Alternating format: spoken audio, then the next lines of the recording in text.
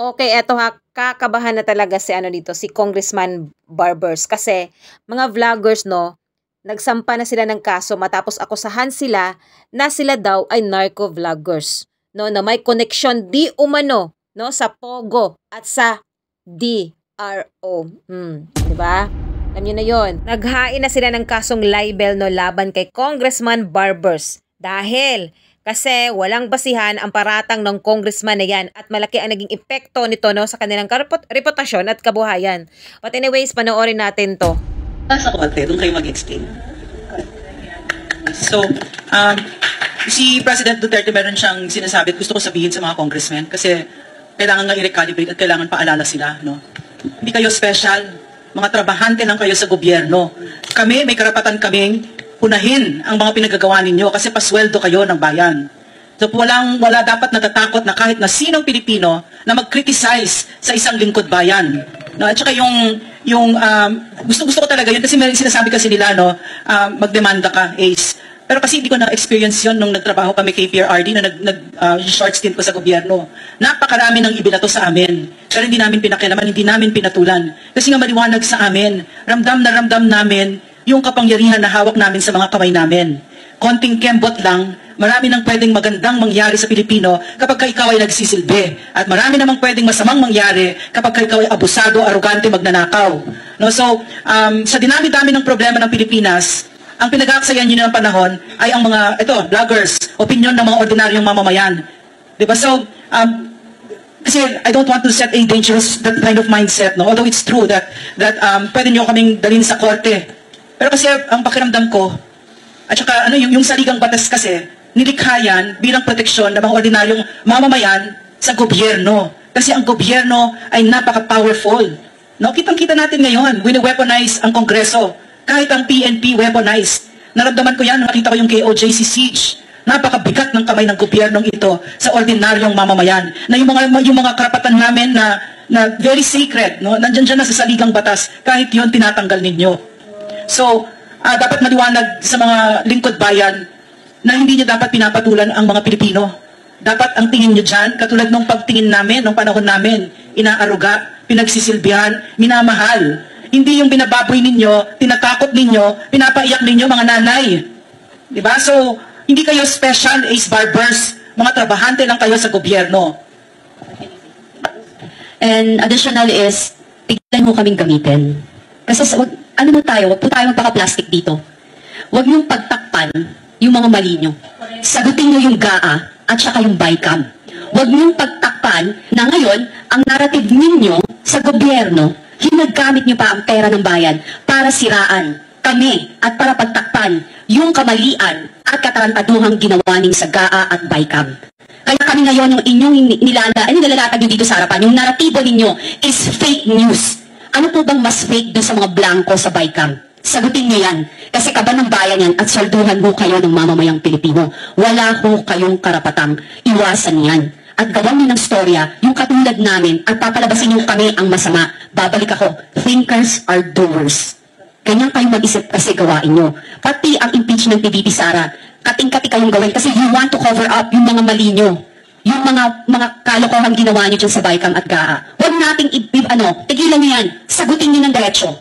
Then, doon tayo mag-usap. Sinabihan ko naman kayo, para patas, mag-usap tayo sa equal grounds, hindi dyan sa HOR. Gusto niyo, magbardagulan, sabi nga ni Commissioner Attorney Rowena Gonzon. Bardagul Queen yan. Wala ito sa kulay ng partido natin. Dilaw, pink, berde, pula. Doon tayo sa tama.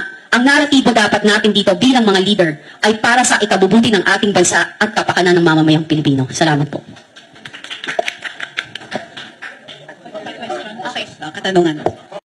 Bakit itong COMELEC hindi umaangal? Meron na rin silang mga bagong rules about what you can and cannot accuse a candidate of whatever. Diba? Kandidato sila eh. May karapatan kaming kilatisin yung mga yan.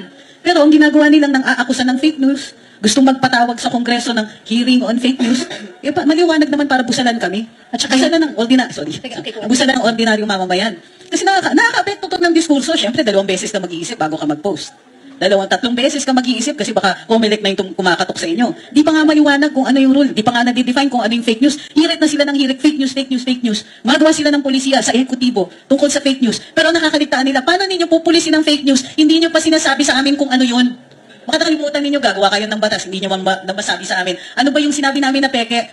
Ano ba yung sinasabi ninyo na kinag-iinisan ninyo na fake news? Wala hanggang ngayon. At kahit dun sa sa mga dalubhasa, hanggang ngayon debate pa rin. Ano ba lang ang pinaparusahan sa ibang bansa? Ito tinignan na namin. Ang pinaparusahan sa ibang bansa, yung may mali siya. Pagka nagsalita ka, mayroon kang sinabi, in spite of the fact na alam mong peke yan, kahalintulad yan ng libel.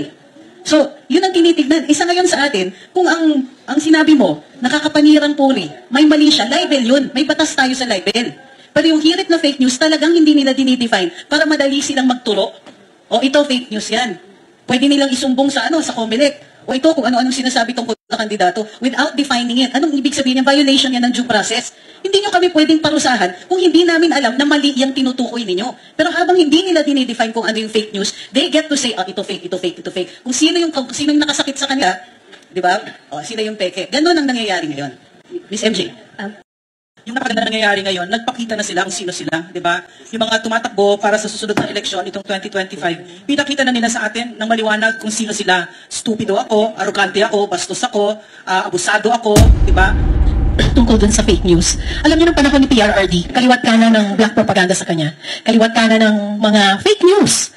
Yung 7,000 EJK, naging in just a matter of few days, 14, 20, 27, 37, 40, ewan ko na ngayon, diba? So, ang bilis ng pag-akyat. Anong ginawa ni PRRD noon, diba? When I asked him about that and told him, suggested na, Sir, baka naman pwede tayong kumuha ng PR firm para naman i-correct yung mga ganyang nangyayari. Ang sagot niya, ayaw niya because he will not spend people's money just so pagandahin yung image niya or i-correct niya yung mga yan. Those are lies. So, ang ginawa natin ng mga ordinaryong Pilipino, and isa na nga po ako doon, is to correct disinformation and to combat those fake news with facts and stats. Di po ba? Hindi nga siya nag-hire ng mga ahensya para gumawa nun eh. Tayo mga ordinaryong Pilipino ang nagtulong-tulong to correct those disinformation. And ngayon, they have all the resources. May PCO sila, may mga, ang dami-dami nilang resources para i-correct kung meron man totoong fake news na nagaganap. Di po ba?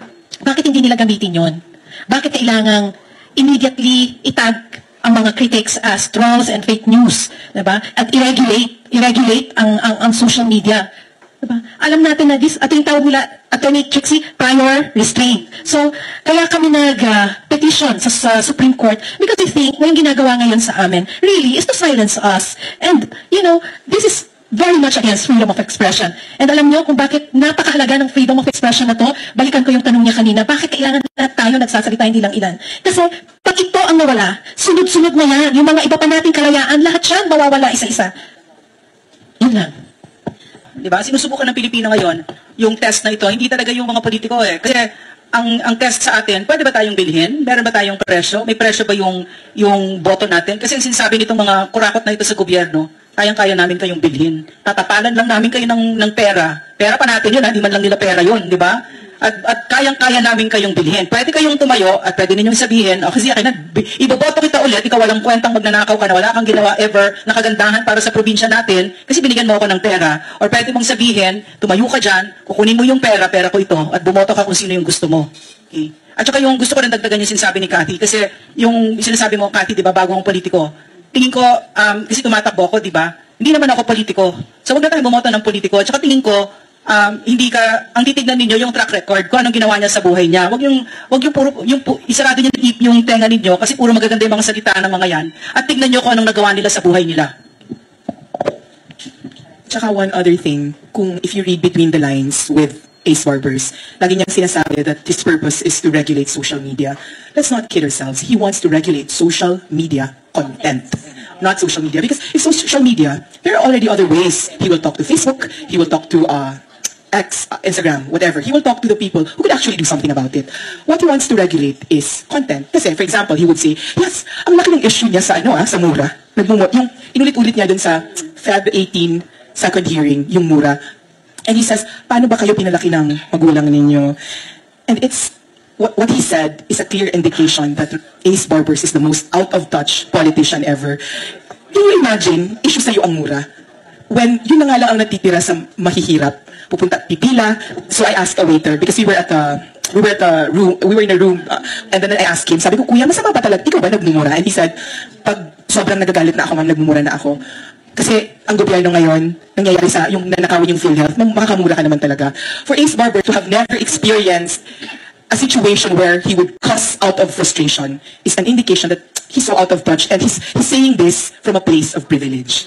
Never kang nagmura, or sa'yo masama ang magmura because you were never frustrated. You have never lined up at a public hospital to be turned away kasi puno na. You have never had to line up sa terminal ng jeep and sobrang hirap ng pinagdadaanan mo. The fact that it's such a big issue to you that people have to cuss out of frustration shows how so out of touch you are to the struggles of the normal Filipino. Issue na yun sa'yo. Issue na sa'yo yung magmura. So you just have to admit to the Filipino na ang issue mo is you want to regulate content, not social media. Because if you want to regulate social media platforms, there are so many other ways. And it's not us. Kasi 95% of who you invited in the first hearing, out of the 40 vloggers, you invited 38 critics. Dalawa lang doon yung token not anti-administration or not critics. So, and then you tried to add more sa Feb 18.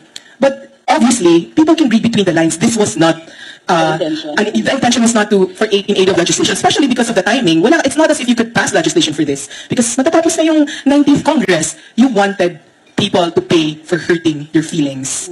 I never hurt your feelings though. I'm just kidding. Pero yun nga, parang yun nga. So, dapat aminin nyo na lang na you were targeting people, you were targeting critics. This was, overreach yun eh. Wala nang time for you to make new laws. Tapos lahat ng pinatawag ninyo, critics, di ba? 38 criticized. So, yun. That is not and the way you have such a huge issue about people cussing you out is proof that yung content yung issue mo. That was not fake news. People can cuss you out. It's their right.